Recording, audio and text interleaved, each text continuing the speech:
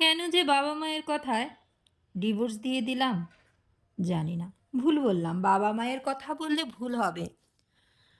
আমার নিজেরও ভুল ছিল, পুরোটাই আমার ভুল। ছোট ছোট ভুলগুলাকে আমি মেনে নিতে পারিনি বিয়ের পর। আমার স্বামীর ছোট ছোট ভুলগুলোকেই আমি বাবা মায়ের সামনে অনেক বড় করে ধরতাম। আর এটাই আমার জীবনের কাল হয়ে দাঁড়িয়েছে। আমার পরিবার চাইতো আমি যেন আমার স্বামীকে ডিভোর্স দিয়ে ফিরে আসি। তারও একটা কারণ আছে। কারণ আমি খুব ছোটবেলায় ভালোবেসে আমার স্বামীর সাথে পালিয়ে যেয়ে বিয়ে করি। এটাই ছিল আমার জীবনের সবচেয়ে চরম ভুল।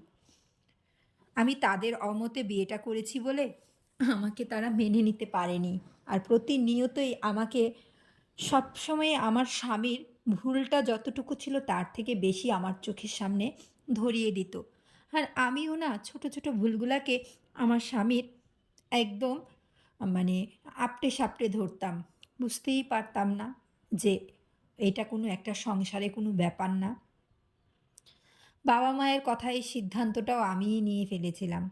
আমি প্রতিনিয়ত কিছু হলেই বাবা মাকে বলতাম, ভাইকে বলতাম। ওরা বলত, "চলে আয়, চলে আয়। আমরা তোকে দেখব। আমাদের এক মেয়ে। কি হয়েছে? চলে আয়।" কিন্তু শেষ পরিণতিটা যে আমার এমনটা হবে কখনো কল্পনাই করতে পারিনি। জীবনটাকে যেমন এলোমেলো হয়ে গেল। একদিন রাগ করে শ্বশুরবাড়ি থেকে বাবার বাড়িই চলে এলাম। ভালোই দিন কাটছে। বাবা মাও হাসি মুখেই আমাকে মেনে নিল। আমিও খুব খুশি। তখন না মনে হচ্ছিল আমি যেন নরক থেকে মুক্তি পেয়েছি। কিন্তু এতটুকু বুঝতে পারিনি যে আমার সুখের স্বর্গ ছেড়ে আমি যে প্রকৃত নরকে প্রবেশ করেছি, এটা আমার মাথায় ঢুকেনি।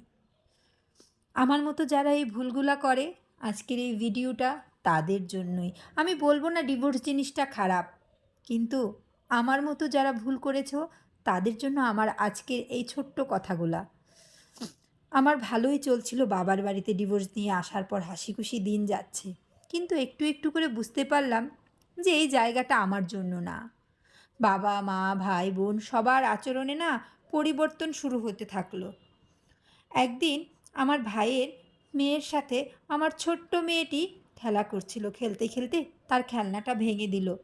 আর আমার বৌদি এসে এমনভাবে আমার মেয়েকে বকছিল, বলল, "নে, সব ধ্বংস করে দিলি, সব খেয়ে ফেলবি। আমাদের নিজের বাড়িরটাও সব খেয়ে আসছিস তোরা মা মেয়ে।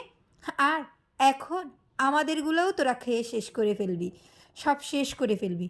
কথাগুলো শুনে আমার দু চোখ বয়ে জল চলে আসলো।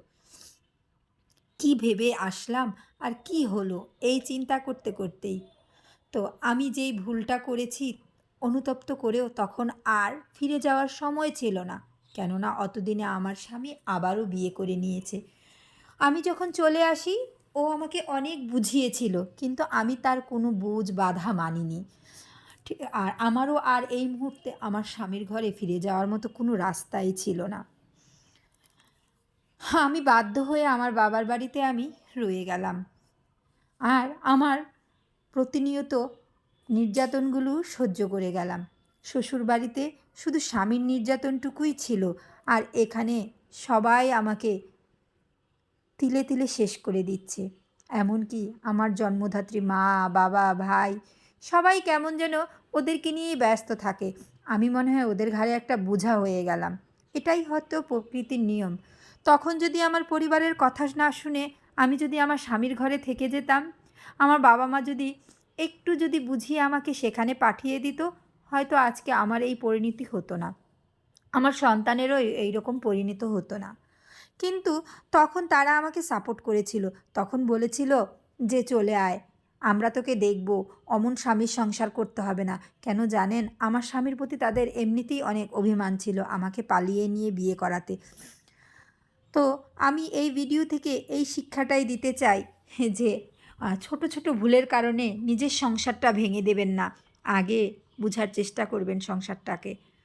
আপনার বাবার বাড়িতেও আপনি যেমন রাজকন্যা, শ্বশুরবাড়িতেও একদম রাজরানী হয়ে থাকতে পারবেন। যেই ভুলটা আমি করেছি, আমার মতো ভুল কেউ করবেন না। এই ভিডিও থেকে অবশ্যই সেই শিক্ষা আমি নিজেও পেয়েছি।